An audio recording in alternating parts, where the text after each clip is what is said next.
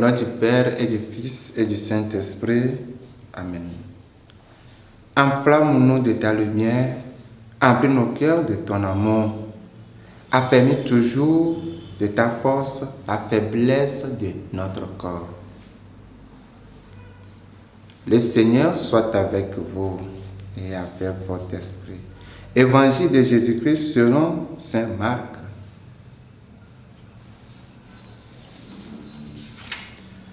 En ce temps-là, appelant de nouveau la foule, Jésus lui disait: écoutez-moi tous et comprenez bien.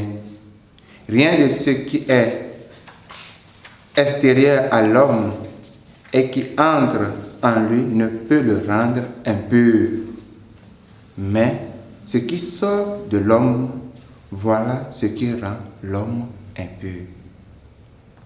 Quand il eut quitté la foule pour rentrer à la maison, ses disciples l'interrogeaient sur cette parabole.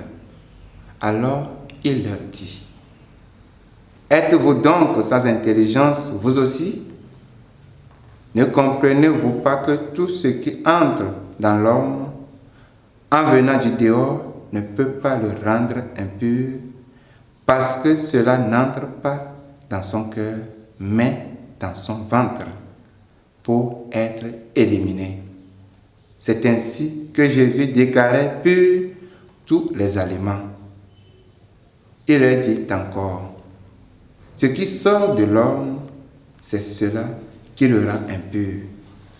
Car c'est du dedans du cœur de l'homme que sortent les pensées perverses, inconduites, vol, meurtre, adultère, cupidité, méchanceté, fraude, débauche, envie, diffamation, orgueil et démesure.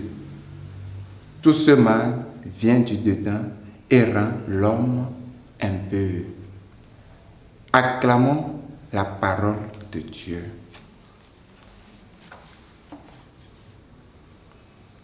Rien de ce qui est extérieur à l'homme et qui pénètre en lui ne peut le rendre impur. Aujourd'hui, chers frères et sœurs, Jésus nous enseigne que tous les aliments sont purs et tout ce que Dieu a fait est bon. Par contre, nos intentions tordues rendent impur tout ce que nous faisons.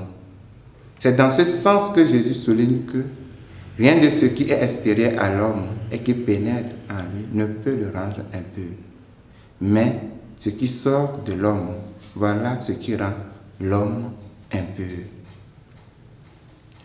Beaucoup d'aides permettent aux chrétiens de découvrir l'empreinte profonde du mal et voir un monde réduit en esclavage à cause du péché.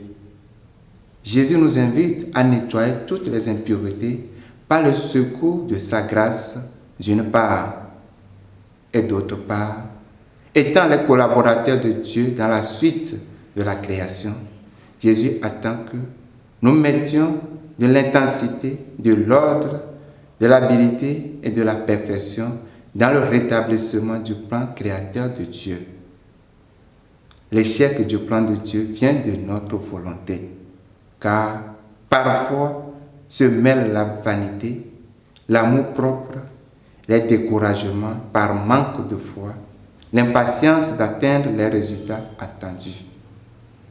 Il convient donc de garder la présence de Dieu en soi et d'observer souvent la filiation divine, de façon à ce que nos actes et nos journées commencent avec le Seigneur et que tout ce que nous avons commencé en lui puisse arriver à sa fin. Que le Seigneur vous bénisse.